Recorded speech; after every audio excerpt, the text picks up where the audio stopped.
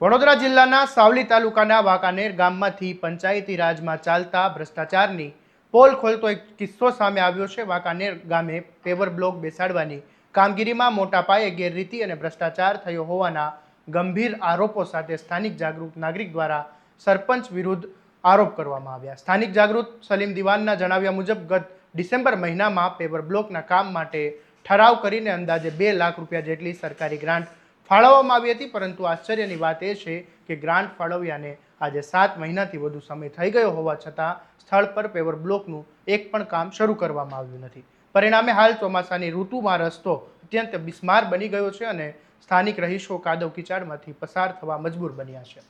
શું છે સમગ્ર મામલો, આવો વિગતે વાત કરીએ આ અહેવાલમાં।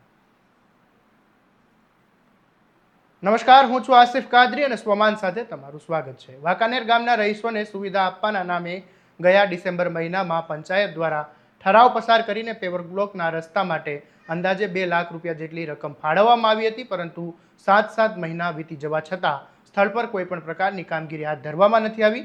ગામના જાગૃત નાગરિક સલીમ દિવાને આરોપ કર્યો છે કે સરપંચ અને પંચાયત દ્વારા સરકારી ગ્રાન્ટનો દુરુપયોગ કરવામાં આવ્યો છે અને કામ માત્ર સરકારી ચોપડે મર્યાદિત રહ્યું છે। પેવર બ્લોકનું કામ ન થતાં હાલ ગામના રસ્તાઓની હાલત ખૂબ ખરાબ થઈ ગઈ છે। વરસાદી પાણી અને કાદવ કિચડના કારણે સ્થાનિક રહીશો અને વૃદ્ધો, શાળાએ જતા બાળકો પણ હાલાકી ભોગવી રહ્યા છે।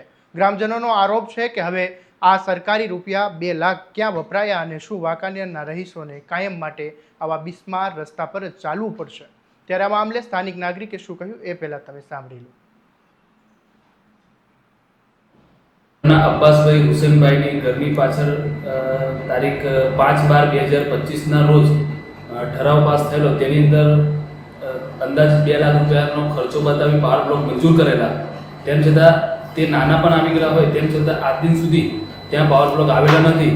અને સરપંચની આ ગેરરીતિ પ્રમાણે જો આવા કેટલા વિકાસના કામો થયા હશે જે સ્થળ પર નહીં થયા અને આવા કેટલા ડિલે કરેલા છે તેમાં ઊંડા તરીકે તપાસ કરવામાં આવે, ટીડીઓ સાહેબ દ્વારા રૂબરૂ સ્થળ તપાસ કરવામાં આવે તો તમામ સત્ય વિગતો બહાર આવે તેમ છે।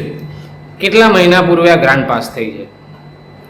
હું આજે લગભગ 5 થી 6 મહિના થયા જે ગ્રાન્ટ આવી ગઈ છે 15મા નાના પંચમાંથી। હાલમાં રસ્તાની પરિસ્થિતિ કેવી છે? બહુ ગંભીર છે, કારણ કે ત્યાં જો સ્થાનિક લોકો અવારનવાર જો કરતા હોય તો પણ ત્યાં કાદવ કીચડ વધુ પડતું હોય છે। આપની શું માંગ છે? જે રાજ્ય સરકાર કે ભારત સરકાર દ્વારા જે નાના પંચમાં 15મા નાના પંચના જે રૂપિયા આપ્યા છે તે રૂપિયા ખરેખર જે સ્થળ માટે આપેલા છે તે ઉપયોગ કરવા બદલ ગામડાના છેવાડાના માનવી સુધી સુવિધાઓ પહોંચાડવા માટે સરકાર લાખો રૂપિયાની ગ્રાન્ટ ફાળવે છે, પરંતુ ભ્રષ્ટ વહીવટના કારણે તે ગ્રાન્ટ માત્ર કાગળ પર અટકી જાય છે અને 2 લાખ રૂપિયાની ગ્રાન્ટ મંજૂર થયા બાદ 7 મહિનાઓ સુધી કામ ન થયું તો શું તાલુકા વિકાસ અધિકારી કે જિલ્લા પંચાયતને આ બાબતની જાણ જ નહીં હોય? હવે જોવાનું એ રહેશે કે આ ગંભીર આરોપો બાદ વહીવટીતંત્ર વાંકાનેર પંચાયતના રેકોર્ડની તપાસ કરીને જવાબદારો સામે કાર્યવાહી કરે છે કે પછી ભ્રષ્ટાચાર પર પડદો પાડી દેવાશે।